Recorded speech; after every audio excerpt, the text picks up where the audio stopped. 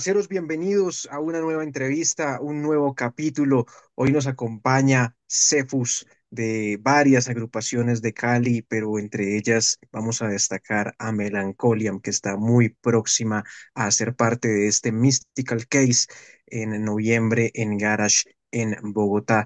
Por eso saludamos en la capital bayuna al señor Cefus. Mi hermano, muy buenas noches y gracias de verdad por aceptar este espacio y esta entrevista aquí en el Metalero. No, hermano, muy agradecido primero por la oportunidad de estar acá en el espacio. Yo he estado checando lo que han estado haciendo y de verdad me parece muy interesante. Las entrevistas muy bien manejadas y me gusta la línea que lleva el espacio y no, para mí un honor estar acá presente. Y bueno, y saludos para todos aquellos que nos estén viendo. El honor es nuestro y bueno, pues nada, gracias por esas palabras para ya entrar un poco en materia. Como bien lo mencionábamos al principio, usted hace parte de diversas agrupaciones que son proyectos que ya tienen una cantidad importante de producciones. Uno de ellos es Melancholiam, que hará parte de un evento llamado Mystical Case en Bogotá el 23 de noviembre. Pero Melancholiam es un proyecto que está lleno de particularidades y y de cualidades sonoras y sobre todo poéticas muy importantes sobre las cuales de pronto sería muy interesante hablar. De manera que lo primero que quisiera preguntar es sobre la esencia misma de Melancholia y su relación con esto que muchos llaman el dark ambient y toda esa poesía que va inmersa en los distintos, pues en las distintas producciones de Melancholia. Sí, claro que sí, hermano. Precisamente Melancolia en este año está cumpliendo 30 años de trayectoria ininterrumpida y de verdad que desde que inicié con Melancholia hasta hoy en día he pretendido siempre tener esa misma esencia y esa esencia es buscar una emotividad profunda en la música y más allá también la parte lírica, la parte poética, que es una vena que yo he venido cultivando desde, pues prácticamente desde que era muy niño. Entonces, en 1994, cuando inicio yo con Melancholia, no era tan común escuchar proyectos de art ambient. Sí existían en la época, pero cuando yo creé Melancholia, yo no había escuchado cosas como Mortis o como ese tipo de proyectos. Eso me llegó a mí después. Eso, pues me siento yo de cierta manera un poco orgulloso porque pues lo que hice en su momento fue original. ¿Y de dónde viene esa parte mía de los teclados? Yo creo que desde que estaba muy pelado, siempre me gustó a mí todo lo que tenía que ver con música, no sé, como la- las bandas sonoras de las películas de terror. Siempre me llamó la atención desde que yo estaba muy pequeño, pero también cosas como la música electrónica de los setentas, que no es música de discoteca, sino que era una música, no sé, trascendental. Hablar como cosas como Vangelis, como Jean-Michel Jarre, como Tangerine Dream, que son cosas que afortunadamente yo pude tener en mi adolescencia y preadolescencia. Entonces muchas de esas influencias me llevaron a mí a experimentar en el teclado. Ujú.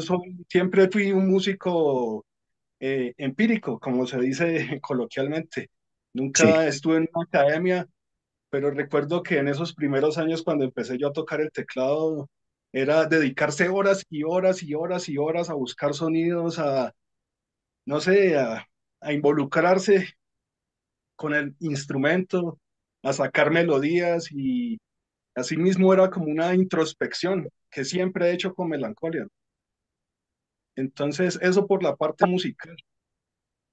La vena poética, yo creo que eso viene un poco heredado también por sangre, ya que mi mamá, ella era declamadora y pues, es declamadora y poetisa. Entonces yo crecí en el ambiente de la poesía desde que estaba muy niño. De hecho, yo empecé a escribir poesía cuando tenía aproximadamente unos 6 años de edad. Ahí escribí mis primeros poemas. Entonces, en 1994, eh, tenía yo, no, pues estaba yo en la adolescencia. Yo ya había empezado a escuchar metal desde hace unos años atrás y yo recuerdo que estaba yo terminando el grado 11 cuando mis padres me hicieron pues un obsequio por haber terminado de milagro ese 11 porque fueron tiempos de vagancia, de metal, de volarse de la casa, irse a conciertos. Entonces, con ese regalo que me hicieron mis padres, yo tenía dos opciones, o compraba una guitarra eléctrica o me compraba un teclado. Y yo, Ujú. maldita sea, ahora que en esa diatriba, ¿para dónde pegaba yo? Sí. Entonces, a la final me decidí por el teclado, porque con el mismo dinero compré el teclado y también me compré una consola de videojuegos. Ah, ok, ok. Entonces, por esas cosas de la vida, fue que yo ya con mi propio teclado, yo ya empecé a componer mis primeras notas.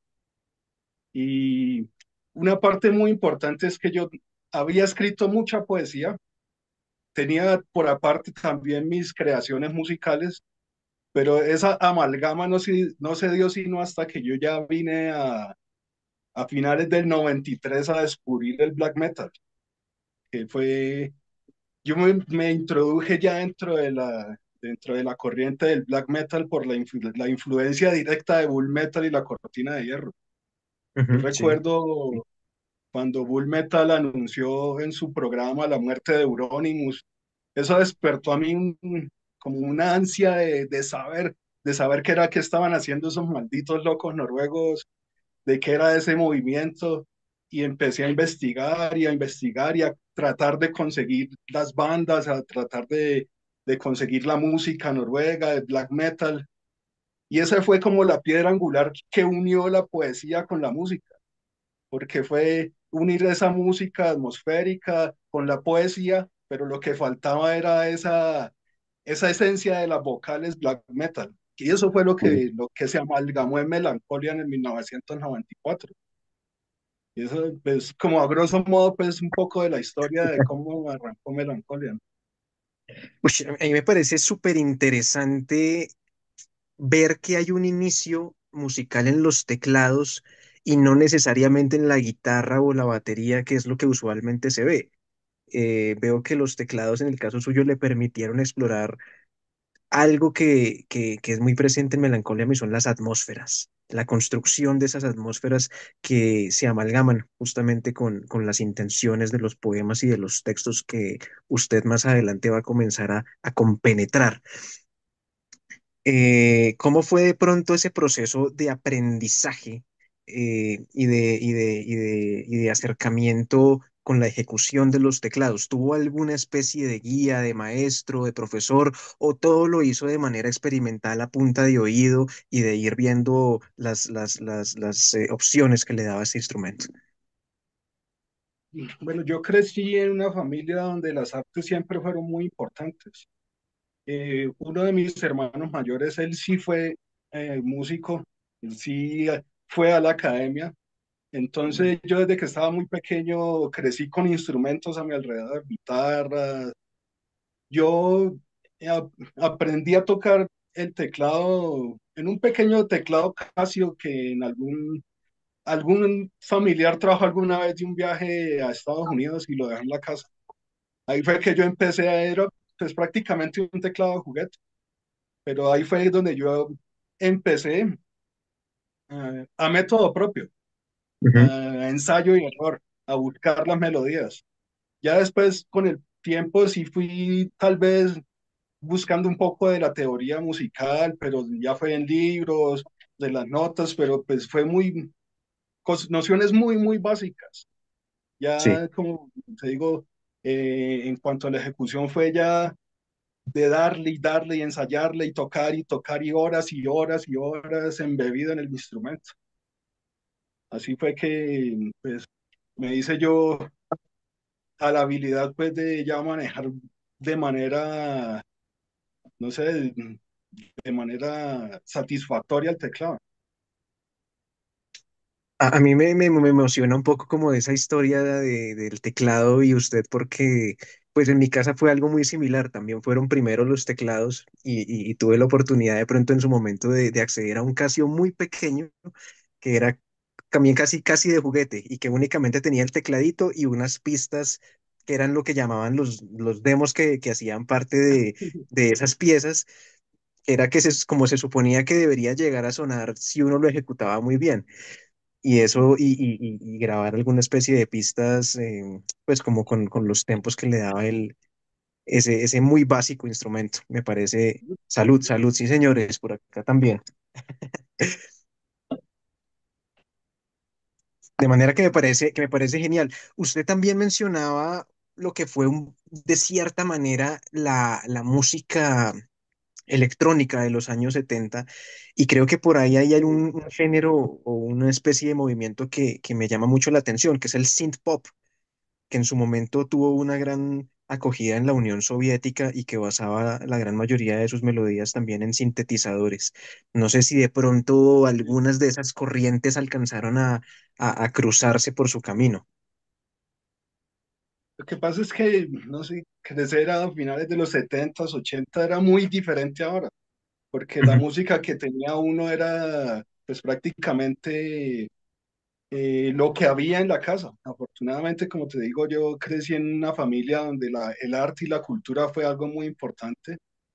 Esto se lo debo yo a un tío que él era muy melómano en su momento, escuchante de más que todo salsa, que eso ujú. fue como, es como él fue joven en los 60, entonces fuera salsa, pero también fue todo lo que tenía que ver con el rock. Y en parte de esa colección de mi tío habían cosas de música electrónica, pero más que todo de ese movimiento que se vio en Alemania, de lo que fue Ujú. Tangerine Dream, y cosas como Jean-Michel Jarre, como Vangelis, como Frank Purcell. Todas esas cosas a mí me llenaron mucho desde muy pequeño.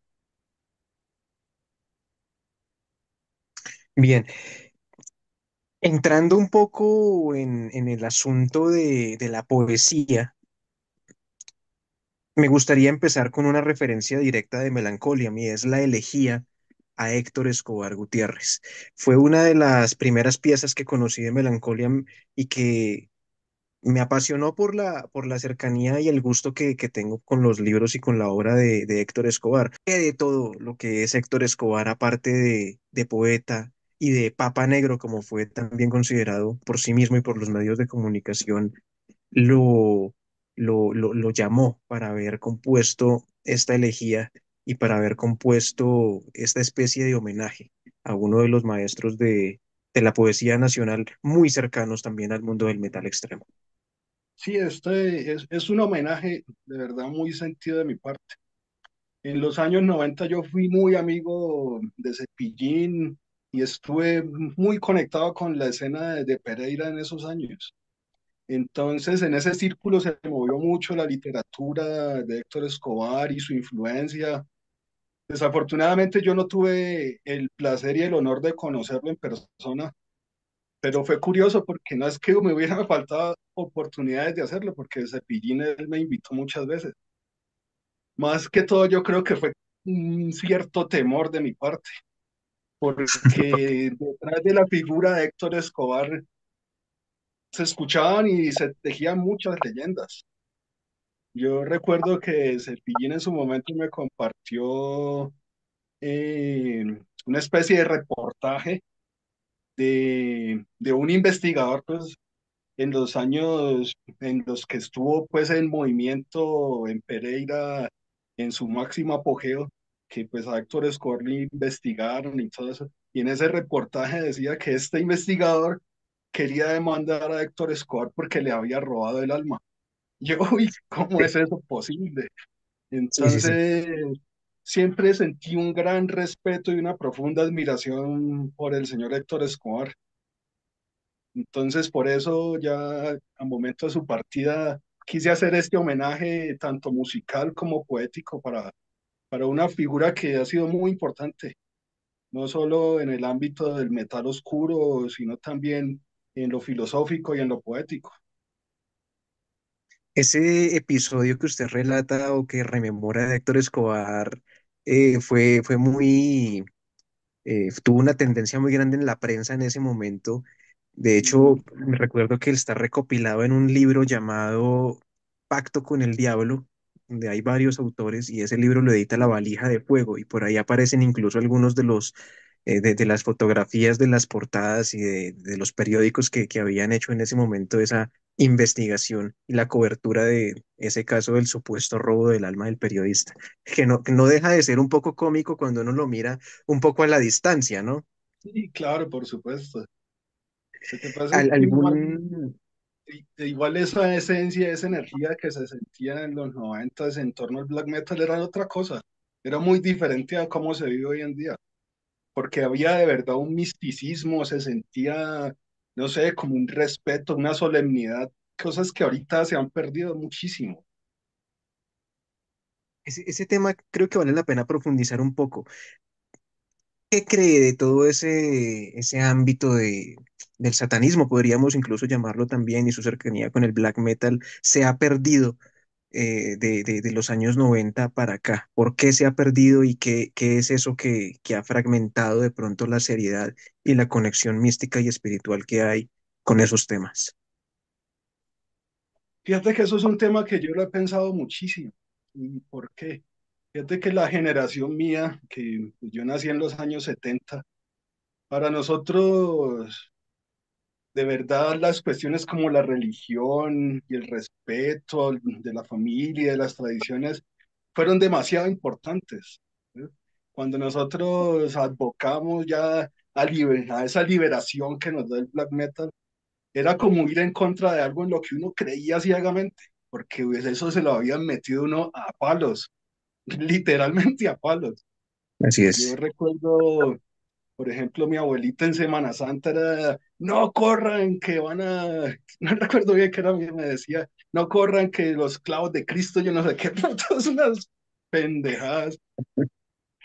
Pero entonces uno creció con ese respeto a esa religión y como, porque es que verdaderamente uno creció en senos y hogares cristianos, Ujú, pero ir en contra de esa vaina fue demasiado bacano. Entonces, fue demasiado divertido toda esa etapa de blasfemia, de profanación, porque iba uno en contra de algo que estaba supremamente bien estructurado en uno. ujú. Y eso es algo que las nuevas generaciones afortunadamente han crecido de una manera mucho más libre. La religión ha perdido demasiada importancia en la sociedad en los últimos años. Tanto así que, no sé, vivimos ahorita en una generación que no tiene ningún tipo de creencia ni de fe.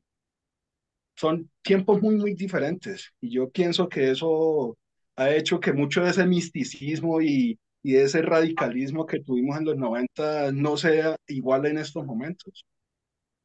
¿Qué otras influencias literarias he podido evidenciar varias? De pronto llegaron a Melancholia en esos tiempos iniciales desde el punto de vista poético, desde el punto de vista más literario.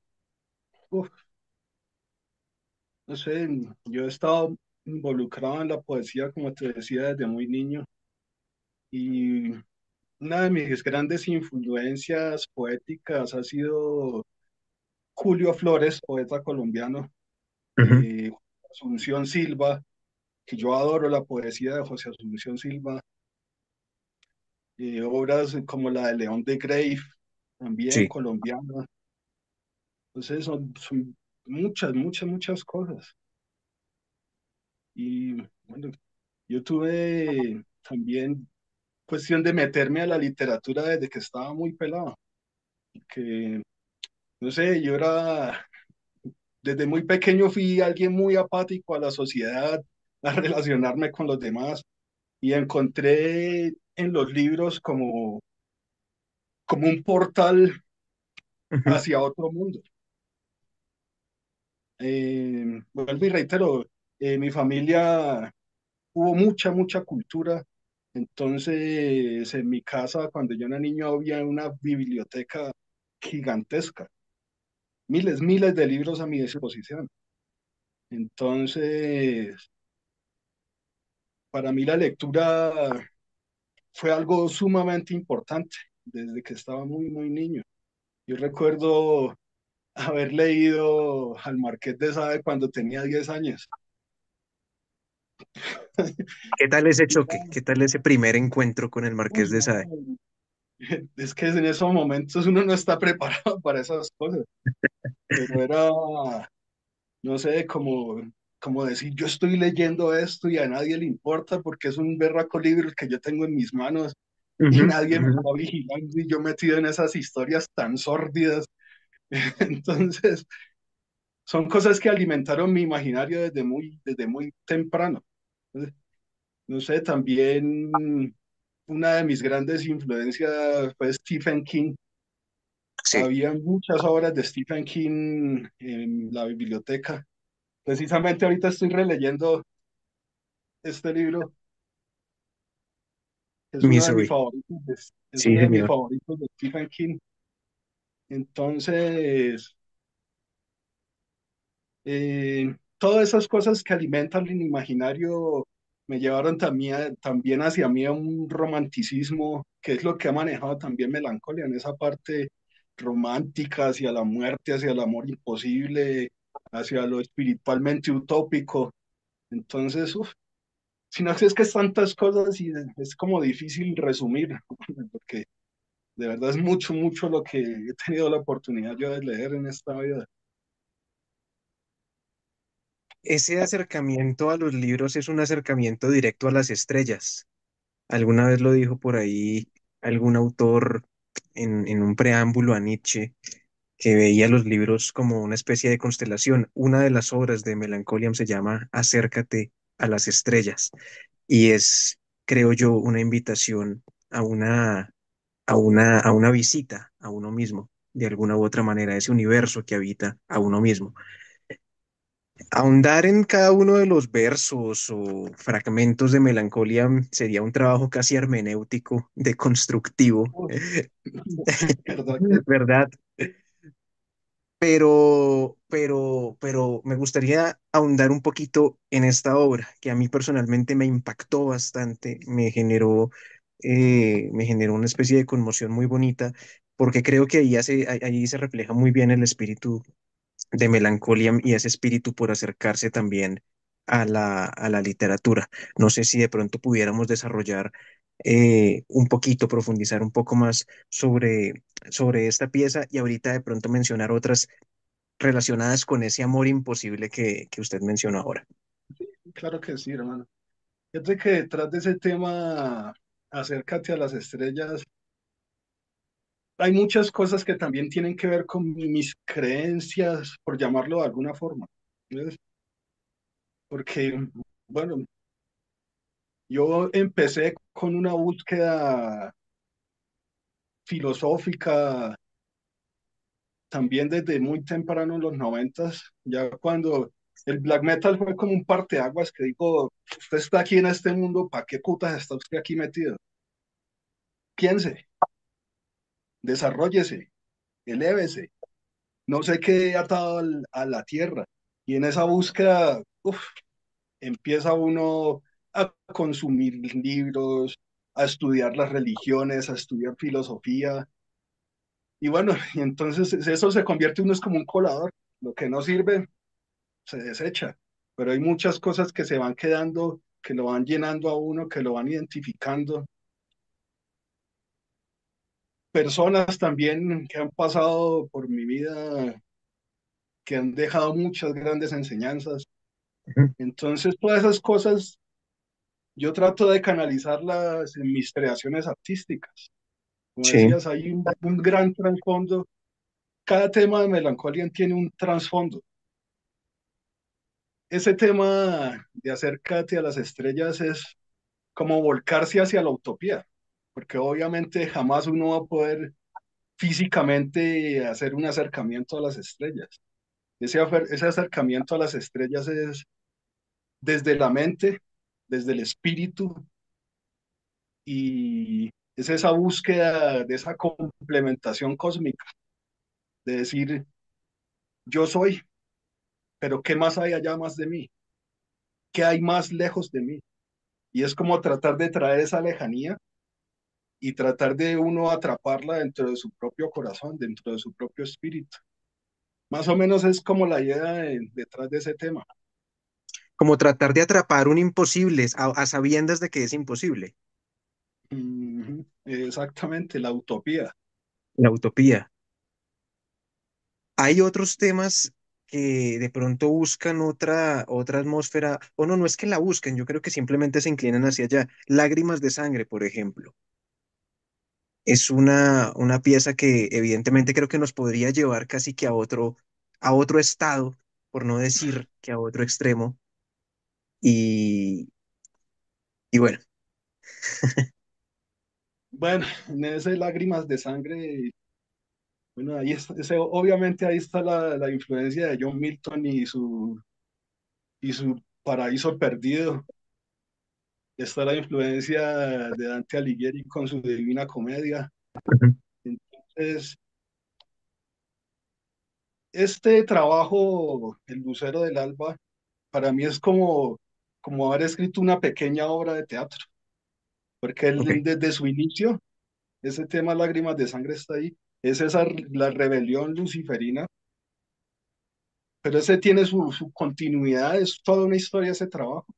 Y ese Lágrimas de Sangre es como ese enfrentamiento entre la rebeldía, entre la jovialidad, entre el conocimiento y la sabiduría, en contra de todo eso aquello que está establecido, que tal vez se puede representar con esa figura arcana del Dios cristiano, y es decir, baja de tu trono, ujú. enfréntame, cobarde, aquí estoy. Pero entonces viene también toda esa parte mitológica del cristianismo. Como te digo, la obra es en sí es como si fuera una obra de teatro narrando toda esa parte de la rebelión luciferina. A diferencia de otro tipo de géneros o de puestas en escena, en la de Melancolía el silencio es un elemento fundamental. Casi que, casi que se vuelve un instrumento más que una necesidad para poderlo disfrutar. Supongo que No, yo nunca he tenido la posibilidad de estar en una puesta en escena en vivo de Melancholia, lo voy a hacer por primera vez en noviembre, pero pues he podido oír varias grabaciones de lo que ha ocurrido en vivo y me doy cuenta de que evidentemente sin ese factor pues es imposible disfrutar y entender y compenetrarse con las obras de Melancholia. ¿Cómo han sido esos encuentros con un público que a lo mejor muchas veces no está tan acostumbrado a eso, a ese silencio y casi que a esa actitud contemplativa frente a una puesta en escena que es totalmente diferente con lo que a veces podría compartir escenario y podría compartir eh, pues carteles y demás? fíjate que yo con Melancholia rara vez he hecho presentaciones realmente abiertas a público. Siempre me ha Ujú, gustado hacer presentaciones privadas con invitados, donde sea pocas personas. Y no es que yo desprecie, pues, que existe la gente. Lo que pasa es que muchas veces la gente en los conciertos no está enfocada en lo que se va a ver y está el que ujú. está por allá hablando caca, está por allá el borracho, no falta. Entonces es complicado porque es que Melancolia, como vos decís, necesita esa parte del silencio y esa parte contemplativa para poder que ese mensaje que vos deseas transmitir a través de la música realmente sea apreciado.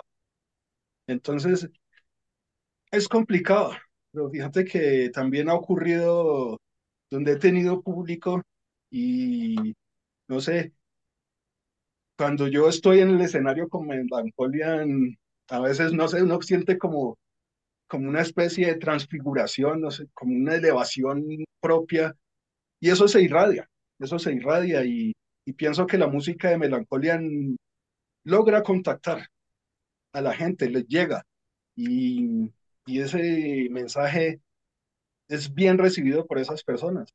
Ha sido muy buenos los comentarios que yo he recibido, incluso de gente ajena al metal, por ejemplo, de técnicos de sonido que después de un concierto me han llegado a decir, uy, hermano, es increíble lo que usted hace, esto es algo único.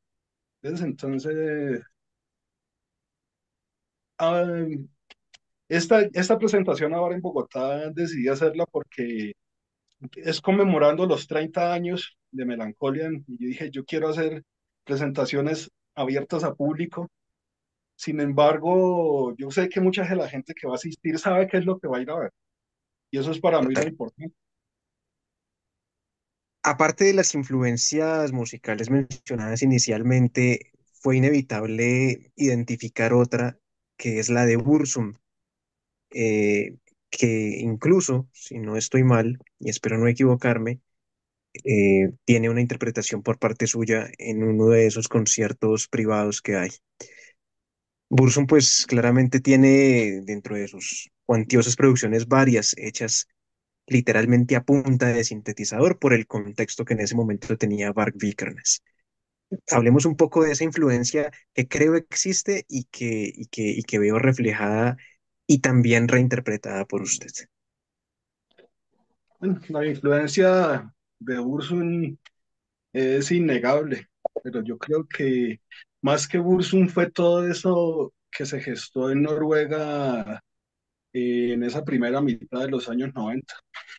Toda esa búsqueda de ese misticismo, de esa oscuridad, de esa cosa tan densa que vivieron esos manes en Noruega. Hoy en día se habla mucha mierda de todo lo que pasó, que eran unos culicagados pendejos que no sabían lo que hacían. Pero es que realmente el que no ha vivido esa esencia del metal negro en lo más profundo, en lo más arraigado, poco van a comprender de lo que vivieron esos manes en esa época. Incluso hoy en día yo mirando a Emperor, que dejaron toda esa parafernalia que tenían en los noventas atrás, es decir, hasta ellos mismos dejaron de creer en eso que eran y eso que buscaban en ese tiempo. Entonces, esa influencia de Burzum, de Mayhem, de Darkthrone, de Immortal, en todo lo que yo he hecho, no solamente en Melancholian, sino en mis otros proyectos, siempre va a estar presente. Ujú. Pero en especial, Burzum en su momento fue algo demasiado apoteósico. ¿Por qué? Porque Burzum, a pesar de su crudeza y de ese sonido tan raw, tan crudo en su momento, había una profundidad tan inmensa en lo que él quería expresar en su música, en sus letras, en su esencia, porque era como esa búsqueda hacia lo mágico, hacia la utopía, hacia, hacia cosas que no eran verdaderamente de este mundo. Entonces eso me influyó mucho a mí en la parte musical y también en la parte lírica y en esa búsqueda de la trascendencia personal. Siempre ha estado esa influencia de Ursun allí. Así yo tenga ya después hasta animadversión un poco por este personaje, ya que por la influencia de Bull Metal en los 90, yo creo que muchos que estuvimos metidos carteándonos con Bull Metal, hablando pues de lo que fue Type for Order Light y los lobos en contra de Cristo. Él siempre, Kernes, el traidor, Euronymous, de Black Metal God. Entonces, siempre se creó una cierta animadversión hacia la figura de Barbie Kernes. Pero para mí lo que fue musical fue esencial también en mi desarrollo musical. Bien, desarrollo musical que, como lo dijimos al principio, no se limita únicamente a Melancholiam, sino que se despliega en otros tantos proyectos, los cuales de cierta manera están englobados en Delurum Productions, un sello discográfico que usted funda con la intención principal de darles pues este sustento, digamos, discográfico a sus distintos proyectos. Son varios. Medical es uno de mis favoritos, puro black metal. Belzephus también, que tiene un black metal un poco más oscuro. Y Patibulario también es una banda interesante donde uno puede llegar incluso a ver matices de death y algo de thrash. Son géneros que se distancian un poco sonoramente de Melancholia y que buscan ahora sí una crudeza, una rudeza, un extremismo y otro tipo de, pues, de expresión. ¿Cómo hace usted, señor Cepus, o mejor dicho, por qué, digamos, tantas búsquedas paralelas, casi que simultáneas, musicalmente? Da la impresión que usted tiene muchas, muchas búsquedas al tiempo a nivel artístico y que se vuelve casi, casi que una cuestión de hambre, de expresión todo el tiempo con estos proyectos. Hablemos un poco de eso. Pues la verdad es que sí, hermano. Yo creo que haber sido metalero desde finales de los 80, principios de los 90, uno, no sé, ese amor, esa pasión que uno sentía por la música, primero pues al consumir la cantidad de bandas, lo que fue thrash, death metal, black metal, no sé, heavy metal, incluso bandas de grindcore. Ujú. Entonces, para mí el metal ha sido, no sé, mi mundo desde que yo estaba muy, muy, muy pelado. Entonces, siempre quise, desde que empecé a escuchar metal, expresarme a través del metal. Pero hubo algo que para mí en los 90, siendo pues en esa época de radicalismo, me decía yo cuando escuchaba que una banda hacía de las bandas que uno adoraba y de pronto ¡prum! Cambiaban de género y uno decía, ah, estos hijos de puta ya se caspiaron. Entonces, para mí esa búsqueda de la expresión era decir, bueno, yo quiero expresar muchas cosas a través del metal, a través de los diferentes géneros, pero bueno, voy a hacerlo cada uno en un propio proyecto. Por ejemplo, Sí. lo que es Mayhem es un metal más tirado a lo que fue finales de los 80 con influencias de thrash, de heavy. Sí. Entonces, esa es como esa esencia del metal primitivo, de esa primera ola que ahora llaman primera hora del black metal, con Ujú. influencia de Hellhammer, de Sodom, de Destruction, de Slayer. Eso es Mayhem. Hablar de Belzebuth es ya hablar de un black metal más acorde a lo que fue el black metal de los 90, con otro tipo de influencia, ya ahí está influencias de Emperor, de Rotting Christ y de todas esas bandas que lo nutrieron a uno en los 90. Y es tratar de expresar, y no, son cosas paralelas que no se tocan, son cosas paralelas que en verdad no se tocan, cada una tiene su estilo, cada una tiene su expresión. Por ejemplo, para mí Patibulario es un metal más chatarrero, más latinoamericano, con líricas en español, con un, tal vez un satanismo más crudo, directo, más blasfemo. Entonces, siempre he querido es eso. Si yo tengo una expresión, quiero que no se cruce con las otras cosas, porque siempre me dijo, cuando yo tenga un proyecto voy a hacerle fiel a ese mismo camino en todo lo que saque en ese diferente proyecto. La descripción que ha dado de cada una es muy precisa y justamente creo que ahí se definen diferentes caminos. Y la siguiente pregunta tiene que ver un poco con, bueno, ¿de qué depende que usted decida centrarse durante un tiempo en determinado proyecto? Es decir, un estado de ánimo lo puede llevar a decir, creo que esto que estoy sintiendo y las ideas que tengo tienen más que ver con Patibulario, o tienen más que ver con Belcebú, o tienen más que ver con Melancolia. ¿Me hago entender? ¿Qué define de pronto esa ruta y esa decisión de meterse a componer específicamente para un proyecto, teniendo tantos al tiempo? De verdad que eso tiene que ver mucho con la parte emocional. Con la parte emocional, yo creo que la vida misma lo va poniendo uno en diferentes situaciones y en esas situaciones de vida, no sé, uno se siente, no sé, a veces furioso. Yo dije, estoy furioso, voy a componer un tema con Madigel, que sea pura metralla, escupe fuego, maldita sea. Si me siento más filosófico, ya voy a la parte del Cefus, que es algo más pensado, algo más elaborado. Entonces, tiene mucho que ver con las diferentes emocionalidades que experimenta uno en el diario vivir. Para mí siempre ha sido muy importante detrás, cuando yo compongo algo, siempre está primero como el chispazo, la idea.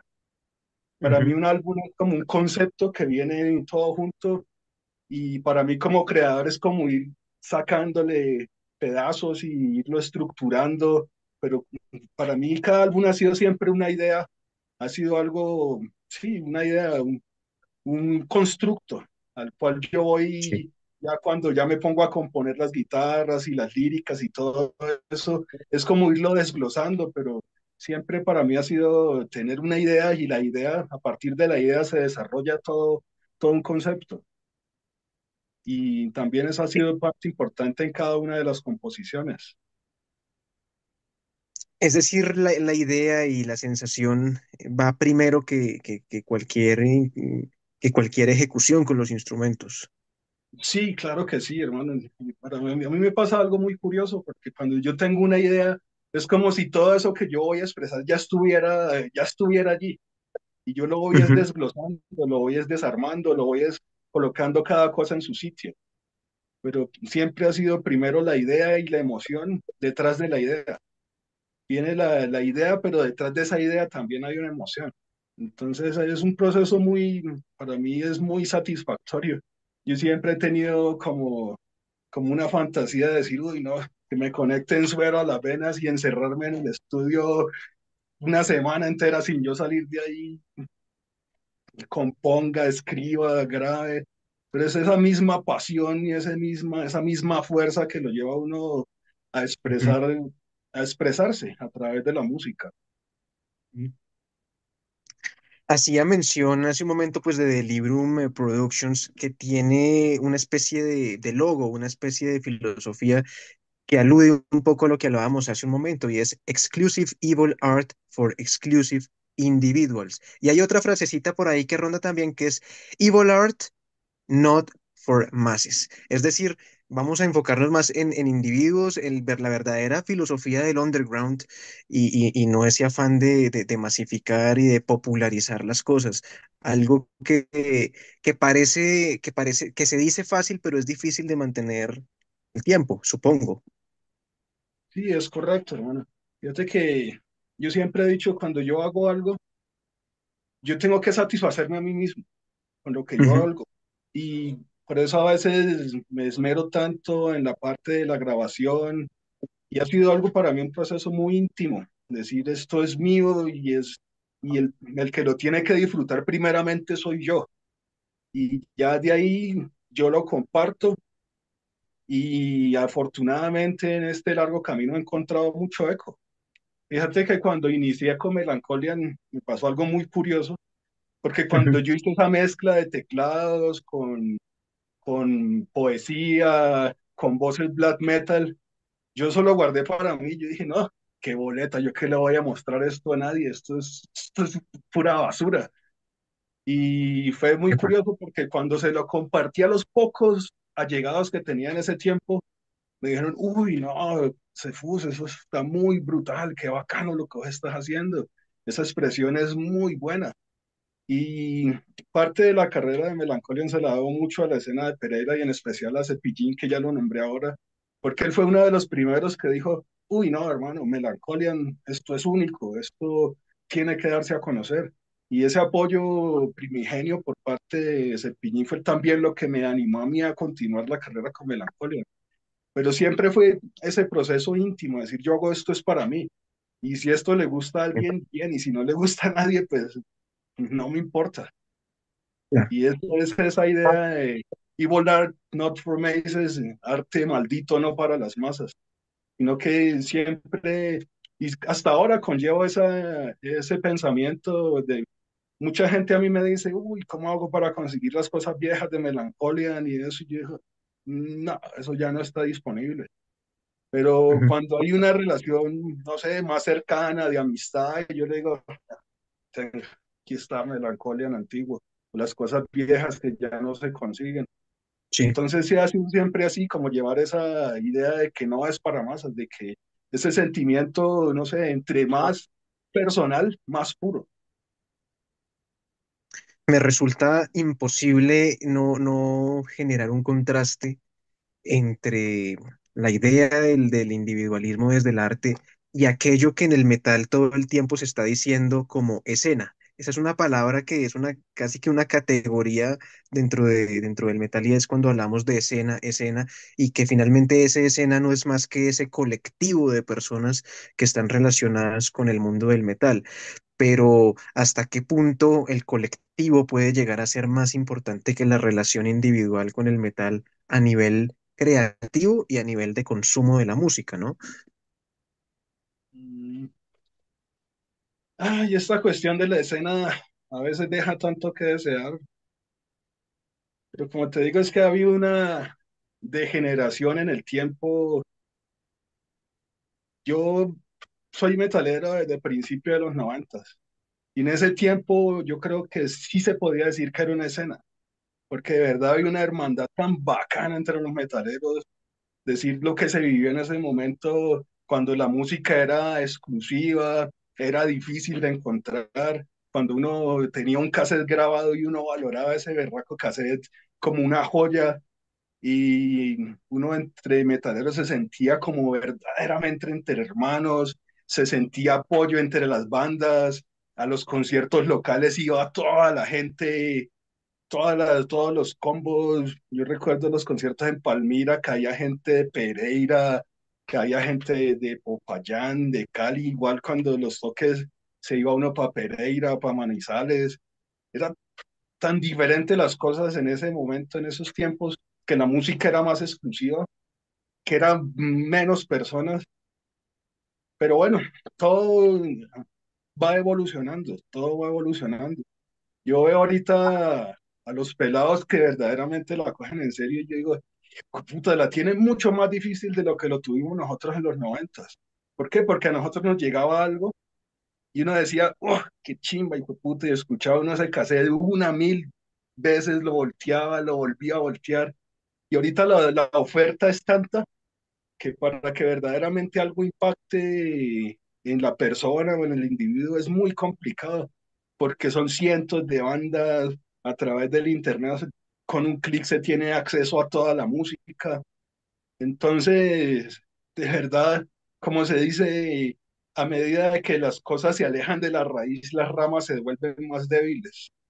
Y esta escena ahorita, no sé, deja mucho que desear, pero también como todo, hay personas muy serias, verdaderamente comprometidas, entregadas, que sienten de verdad ese amor y esa pasión por el metal y, y eso es algo muy bonito y eso es algo que toca rescatar.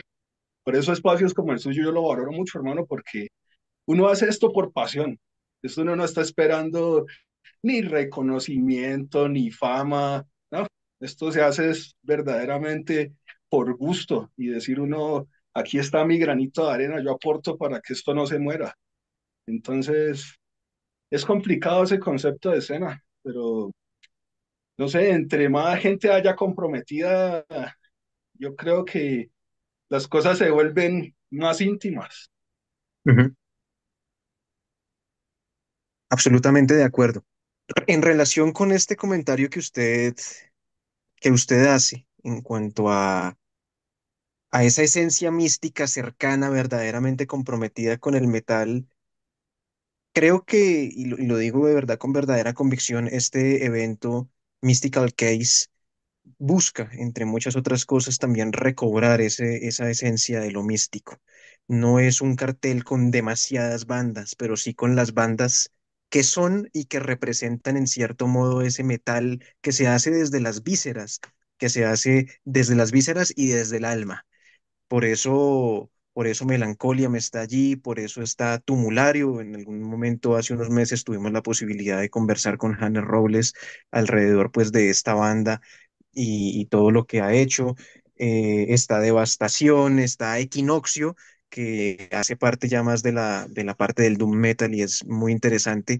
Y me gustaría preguntarle un poco por este evento en específico, tanto por Melancholiam como por las bandas que están allí. ¿Cómo las ve? ¿Cómo ve a esas bandas que serán compañeras en esa noche de misticismo de noviembre en 2024?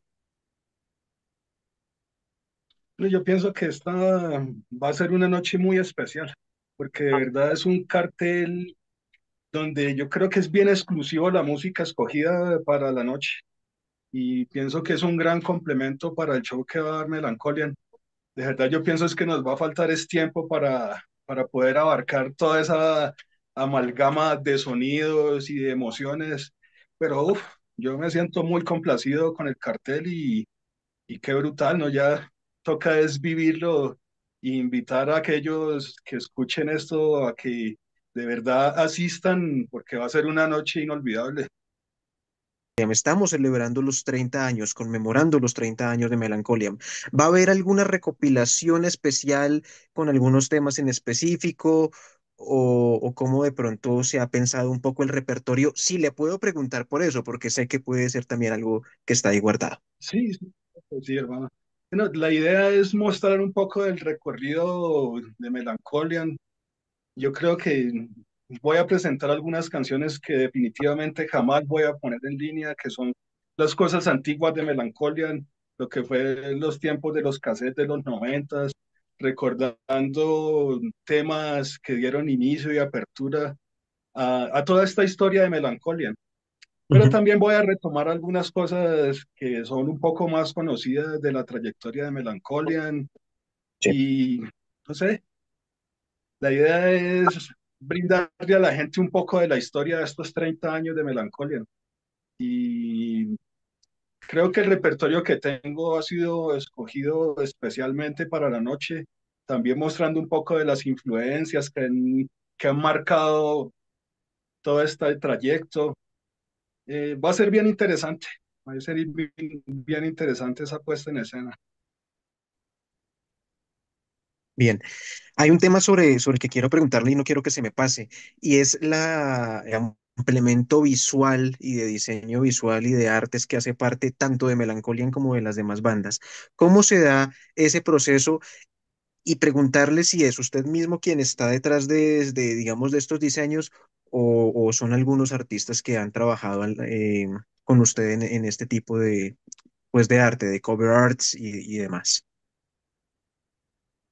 Bueno, la parte artística a través del tiempo ha sido de diferentes vertientes. Creo que los primeros demos, como muchos de los demos de los 90, fueron artes tomados de libros de ocultismo y cosas del estilo. Ya viniendo más para acá, hay una artista caleña que me ha colaborado mucho en las artes de mis diferentes proyectos. Ella se llama, su nombre artístico es Kaela, ella la encuentran como Kala Art. Ella me ha colaborado mucho en la parte de los covers, tanto de Melancholian como de Belcefus, de Patibulario. Es una gran artista que siempre ha sabido como capturar la esencia de la música para llevarla a la parte gráfica. Cuando se va a dar ese proceso de diseño, usted primero de pronto le pasa la música a ella para que con base en esa música interprete un poco lo que podría ir en el arte visual. La verdad es que con ella son demasiados años ya de amistad. Ella ha sido también una mujer muy firme dentro del metal, de verdad, de las pocas que conozco que valora, aprecia, colecciona. Y ella ha conocido toda esa trayectoria musical.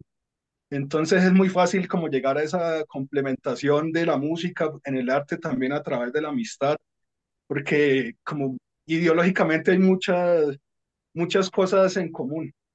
Ujú. Entonces con ella siempre he encontrado eco en esa parte artística. De hecho, parte de todas estas artes que tengo acá, por ejemplo, este fue el arte para el álbum de Belcefus Sí. y no sé, son muchas cosas que ella me ha hecho también a través del tiempo.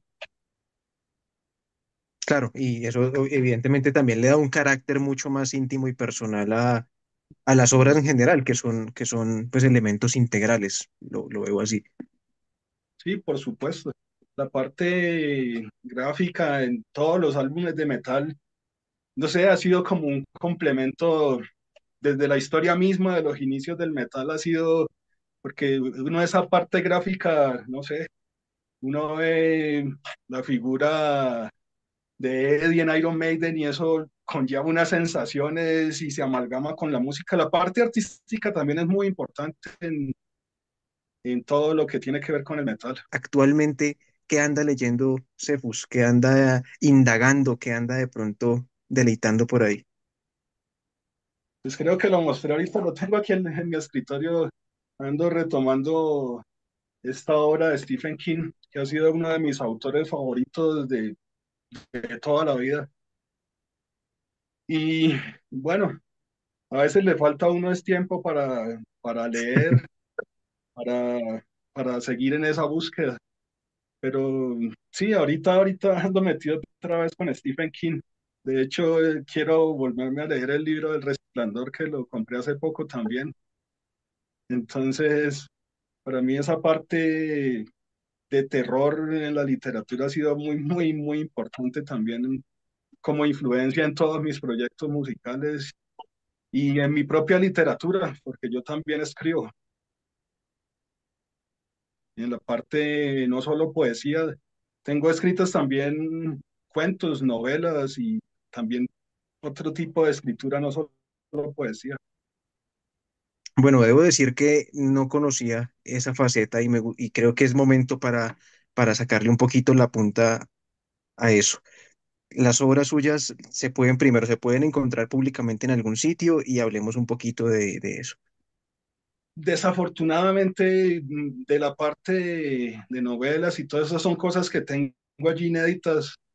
Tal vez en algún momento busque la manera de publicarlas. Hasta hace poco hice una publicación mía de un poemario llamado De vampiros y romances, que de hecho de ese libro salieron las líricas para el último trabajo de Melancholian que se llamó Impecatum. Ujú. Es un libro de poesía con tinte vampírico erótico, que eso lo escribí en el año de 1997. Sí. Yo creo que esa es la única publicación que he hecho ahorita hasta ahora de mis escritos. Y me da la impresión que usted es una persona que empieza ese trabajo de ejecución y de grabación una vez realmente la tiene clara. Claro que sí. De hecho, haciendo una pequeña referencia literaria que supongo que a usted también le gusta mucho, que es de Julio Cortázar, él decía en una entrevista que él antes de sentarse a escribir un cuento, cualquiera de los tantísimos cuentos que escribió, ya lo había escrito y resuelto en su mente. Básicamente lo único que hacía era sentarse a darle forma con las letras. Ujú. Sí, Veo un sí, procedimiento eso me pasa similar. tanto en la parte musical como en la parte de la literatura también. Y lo mejor es que tengo todavía muchas cosas por contar, por decir, por escribir. Entonces, bueno, vamos en ese camino. Ojalá nos alcance la vida porque se va muy rápido esta vaina.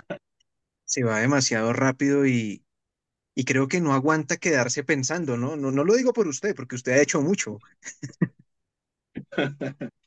Sí, toca es actuar. Lo que pasa es que a veces el arte es un asunto delicado porque estamos en un país donde toca seguir sobreviviendo y seguirla luchando para ganarse el sustento y todo eso. Y cuando uno tiene todas esas preocupaciones del diario vivir, a veces es muy difícil sacarle tiempo al arte, porque, no sé, el arte necesita un estado especial donde uno de verdad esté cómodo, tranquilo, enfocado en lo que está. Aunque bueno, también en esos momentos de mierda de la vida salen las cosas más bestiales de metal, entonces es todo es como un complemento de un todo. Claro, claro. Y en cierto modo, lo digo un poco más a manera de opinión, esto es eso de tener que recurrir de pronto a otros oficios, a otras cosas para sobrevivir y para llevar la vida, muchas veces puede, desde mi punto de vista, descontaminar un poco las intenciones artísticas. Cuando hay alguien que ve la música como negocio y como único ingreso, de pronto termina dándole un poco de prioridad Sí, a eso que a su sentir y a esa autosatisfacción expresiva que usted mencionaba. sí, claro que sí, claro que sí. Yo creo que, no sé, uno el metal lo hace por pasión, no por negocio. Yo No creo por que negocio. cuando se le coloca el signo de pesos al metal, las cosas ya van deterioradas desde un inicio. porque no se es sincero. Se está tratando de sacar un producto y para mí la música que yo creo nunca, jamás ha sido un producto, nunca la he considerado un producto, sino una expresión legítima, íntima y sincera. Pues Cefus, realmente como usted lo ha dicho, el tiempo igual se va muy rápido y pues en esta entrevista también, pero creo que hemos logrado tocar varias de las aristas importantes en medio de todos estos proyectos y que la idea es ya que de aquí en adelante los que vean esta entrevista sigan conociendo lo que es la obra suya. Para los que quieran hacerlo, pues la recomendación es que visiten lo que es Lurum Productions. Eh, Obviamente la idea es que adquieran material en físico, es la invitación siempre, pero pueden echarse ese primer vistazo en el canal de YouTube donde usted generosamente ha puesto a disposición del público sus obras para que puedan aproximarse a ellas, ¿no? Sí, claro que sí, hermano. No, muchas gracias de verdad por el espacio. Ha sido para mí siempre charla de metaleros, es charla de hermanos, de amigos y son momentos especiales que qué brutal compartirlos un poco con la gente que pueda llegar acá al espacio y no, alentarlos y animarlos para que vayan a escuchar a Melancholia ahora en noviembre en este Mystical Kiss, que va a ser un evento de verdad memorable. Allá nos vamos a ver, allá seguiremos esta conversación, pero con algunas polas, algunos tragos ahí sobre la mesa, que Claro también que sí, es la idea, y con nuestros otros amigos de las demás bandas, que la idea es compartir con todos ellos. Y la invitación, por supuesto, para ustedes es para que nos veamos allá el 24 de noviembre en Garage Club Restrepo, Bogotá. Importantísimo recordarlo. Señor Cefus, muchas gracias por estar aquí junto con todos estos metaleros que están aquí en este canal.